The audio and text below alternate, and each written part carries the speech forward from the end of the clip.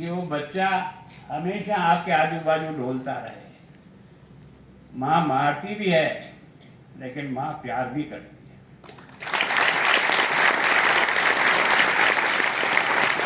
माँ की मार किसी को भी दर्द नहीं करती,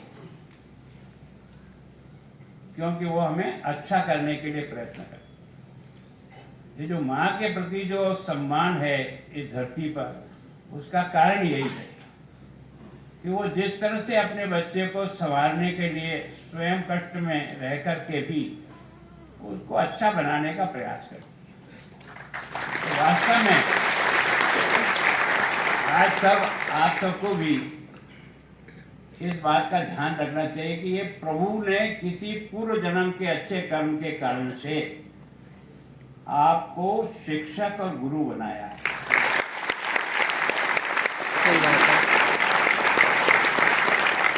साधन कम होंगे ज्यादा होंगे कुछ फर्क नहीं पड़ता है। जब नींद आराम से आ जाए ना, वो जीवन सबसे सुखी होता है।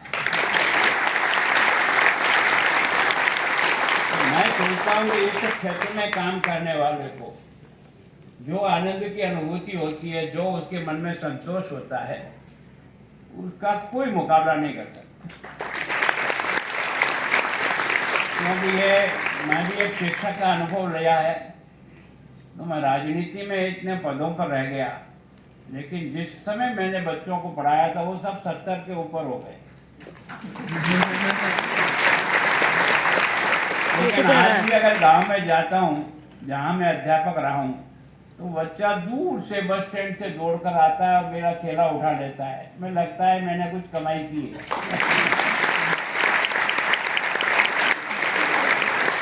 ये आनंद है इसमें, और इसके लिए शिक्षक को रोजाना तैयार होना पड़ता है। जो स्वयं पढ़ना नियमित रूप से नहीं करता है, वो शिक्षक नहीं कहला सकता है।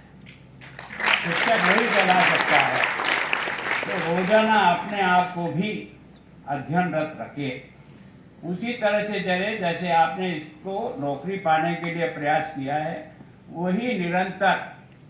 और आप नए नए तरीके निकाल करके बच्चे को शिक्षा दे सकते हैं। ये जो नई शिक्षा नीति बनी है, ये आप सबको इस बात में करती है। आजकल बच्चे क्या होते हैं, घर के काम से अपने आप को अलग कर लेते हैं। मेरे को पढ़ना। कम समय में भी पढ़ा जा सकता है, लेकिन परिवार के साथ मिल बैठ करके उनके काम में हिस्सा बटाना, यह आपको एक तरह से संस्कार पैदा करने का काम करता है। जो अनौपचारिक शिक्षा है, ये अनौपचारिक शिक्षा है। और जिसके जीवन में अनौपचारिक शिक्षा के मापदंड मजबूत होते हैं, वो जिंदगी में कभी असफल नहीं होता है।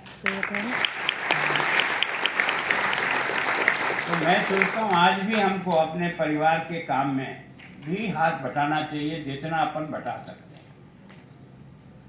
मैं सोचता हूँ कि वास्तव में मुझे बहुत अच्छा लगा कि लगभग 1.5 लाख बच्चे हमारे इन विद्यालयों में 111 विद्यालय में पढ़ते हैं, और इसमें से प्राथमिक शिक्षा के जो है वो 1391 कुल पद है।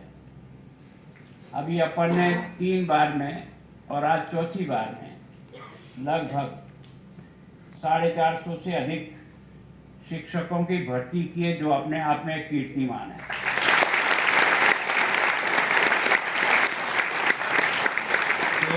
शिक्षकों के पद 1400 मान लो, उसमें से लगभग 500 शिक्षक अगर आप भर्ती नए होते हैं, तो इसका मतलब आगे आने वाला शिक्षा विभाग का भविष्य बहुत उज्जवल हो सकता है। अगर हम लगाया, इसको ध्यान से समझना, अगर हम तन्मयता से, ईमानदारी से अपने स्वयं के जीवन का विकास करते हुए, अपने गुणों का ध्यान रखते हुए, बालक में क्या चीज जानी चाहिए, उसके लिए पहले अपने आप को वैसा बना करके खड़ा करना पड़ेगा, तब जाकर के हम आगे का हिंदुस्तान बदल सकेंगे। जो प्रधानमंत्री जी बार बार कहते हैं ना कि 2047 विश्व में भारत नंबर 1 पे होगा।